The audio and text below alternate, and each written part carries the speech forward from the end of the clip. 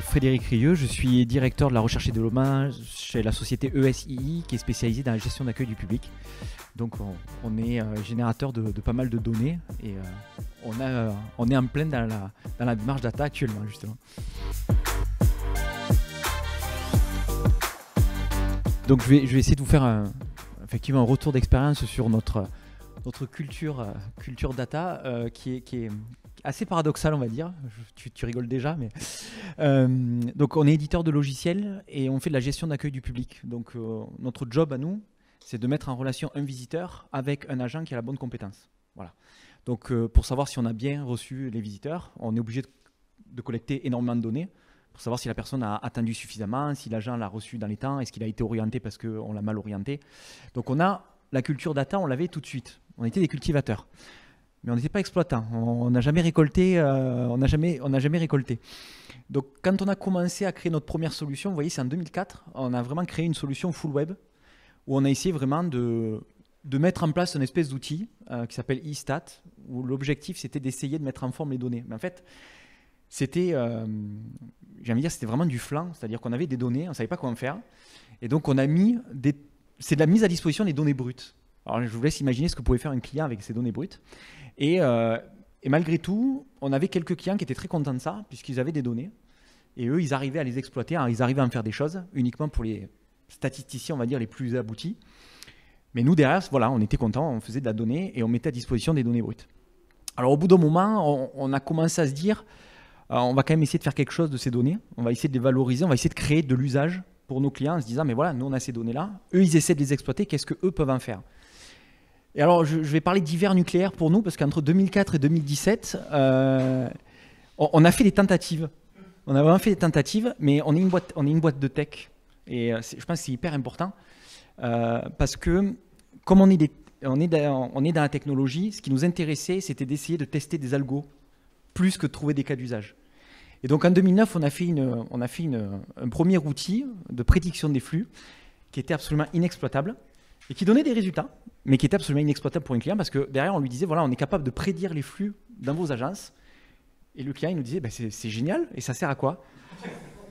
Alors, ça, ce sera le sujet d'après. Voilà, donc, et ensuite, en 2017, est arrivé vraiment tout ce qui était intelligence artificielle, où pareil, dans les équipes, on avait des gens qui ont commencé à se poser vraiment des questions sur l'intelligence artificielle. Et on s'est dit, bah, tiens, on avait un modèle de prédiction des flux. Alors c'était bien, c'était un vieux sujet. Donc on s'est dit, là, on va pouvoir...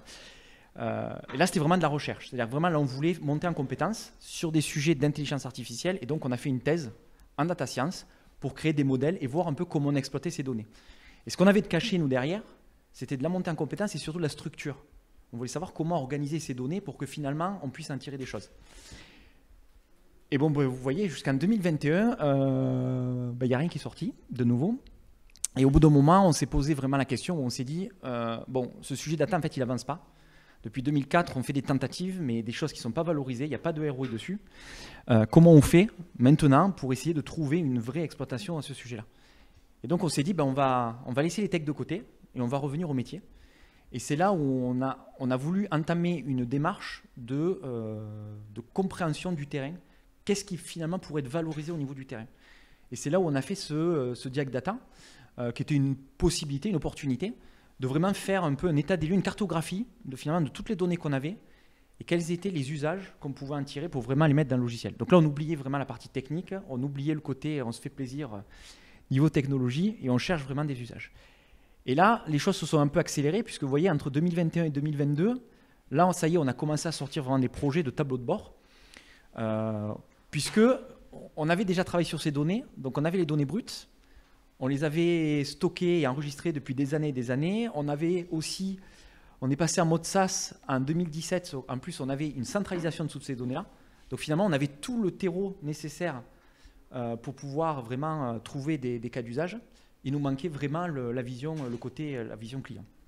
Et c'est vrai que le Diag Data, c'est ce qui nous a permis aussi de mettre tout le monde autour de la table, que ce soit les équipes techniques, mais aussi le CODIR, le DAF, les personnes du métier, les opérationnels. Et à nous tous, finalement, on s'est posé des questions en disant, mais tiens, en fait, on a ces données-là. Ils nous ont dit, mais vous savez que c'est génial pour nous, ça. Si on le savait, on pourrait faire ceci, on pourrait faire cela. On s'est rendu compte qu'on pouvait avoir des interactions avec les équipes support où les équipes support nous ont dit, mais nous, derrière, on pourrait faire de la maintenance prédictive. On s'est dit, tiens, c'est marrant, ça fait 10 ans qu'on travaille là-dessus et on est dans la même boîte et on n'avait jamais imaginé ce cas d'usage. Et c'est finalement en se mettant tous autour de la table qu'on s'est rendu compte qu'on avait des interactions possibles entre nous. Et on a cherché à aller simple. C'est-à-dire, on s'est dit, voilà, on veut quelque chose de facile, vraiment un quick win, pour se dire, qu'est-ce qu'on peut mettre en place facilement, tous ensemble, pour avoir une première étape dans la data. Et ça nous a permis de mettre tous les mécanismes en place, que ce soit le tableau de bord, l'entrepôt de données. Et là, derrière, maintenant, là, on est dans le bon move. D'ailleurs, c'est pour ça qu'aujourd'hui, je suis là. Puisqu'on a maintenant vraiment beaucoup de sujets et on va essayer de développer ces sujets-là avec une démarche plus usage que ce qu'on avait jusqu'à présent. Voilà.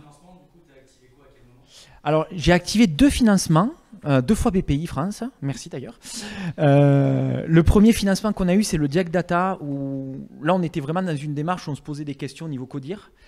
Et ensuite, ce qui nous faisait très peur, c'était vraiment le premier step pour passer au tableau de bord avec l'entrepôt de données. On se dit, c'est des sujets techniques. Alors, les techniciens, forcément, chez moi, ils allaient être ravis de foncer sur le sujet. Mais on s'est dit, est-ce que ça va être long? Est-ce que ça va être coûteux? Est-ce qu'on va passer beaucoup de temps? Et on a activé donc une aide à la faisabilité technologique côté BPI pour pouvoir justement faire un POC. Et le POC a été très rapide puisque finalement, on a mis, je sais pas, quasiment 6 mois à peu près pour pouvoir avoir un POC opérationnel et surtout déployé sur le terrain chez nos clients. Donc ça, c'était vraiment pas mal. Et là, on a eu une subvention justement où on a pu faire appel à des compétences techniques qu'on n'avait pas forcément chez nous pour aller plus vite.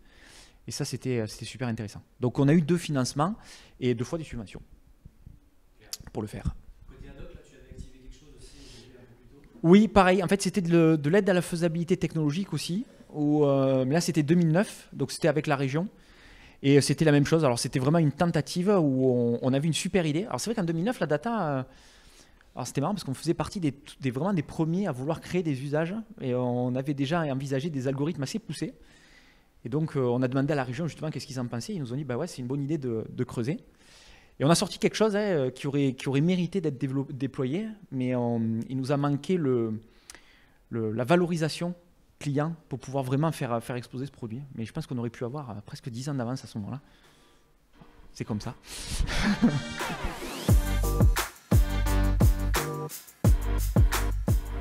Le conseil 1 pour moi, c'est le Diag Data. Commencer par les usages.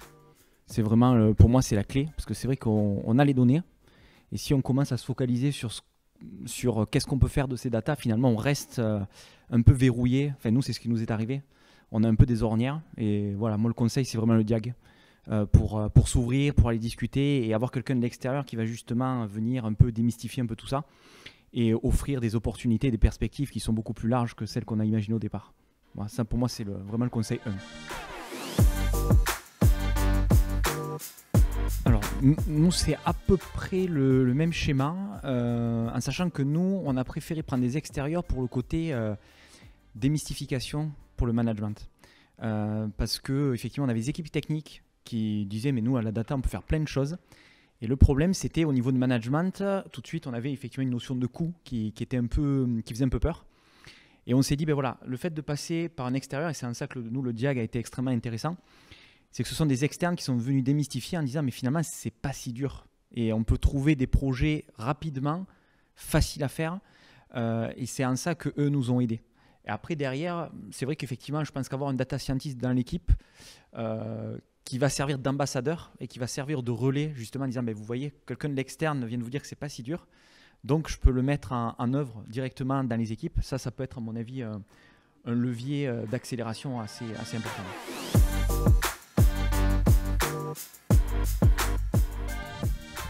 Ouais, pour moi le profil idéal c'est celui qui a envie. Et c'est vrai que dans une entreprise il faut arriver à trouver quelqu'un justement qui a envie de travailler sur la data. Et chez nous par exemple on a été très surpris par des profils qui ont servi d'ambassadeurs et qui n'avaient strictement rien à voir avec les équipes IT ou les équipes tech, mais qui voilà, avaient vraiment une volonté de travailler sur ces sujets-là.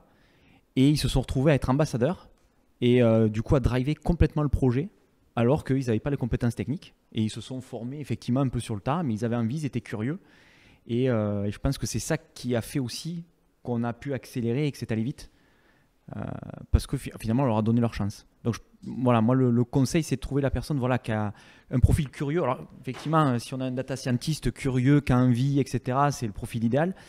mais pas forcément. Nous, par exemple, chez nous, le profil, c'était une assistante de direction qui a pris le sujet data, parce que ça lui faisait plaisir, elle travaillait sur les données de tous les jours. Elle s'est dit, bah, tiens, je pourrais mettre des tableaux de bord en place, allez, je m'en occupe. Et elle a servi d'ambassadrice. Ça en est une parmi plein d'autres. Mais on a eu des assistantes commerciales qui ont travaillé sur le sujet, finalement des sujets très loin de la tech.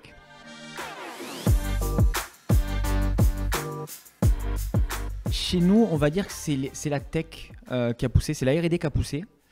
Parce qu'on a fait un constat un jour, c'est qu'on s'est rendu compte qu'on avait des partenaires qui revendaient nos solutions, qui faisaient plus d'argent en exploitant nos données qu'en vendant nos produits. Et là, du coup, ça a été un peu ça a fait tilt. On s'est dit, bah, tiens, on est un peu bête pour le dire gentiment. S'ils y arrivent, c'est qu'ils ont vu quelque chose que nous, on n'a pas vu. Et c'est là où on a enclenché effectivement des processus pour essayer de comprendre.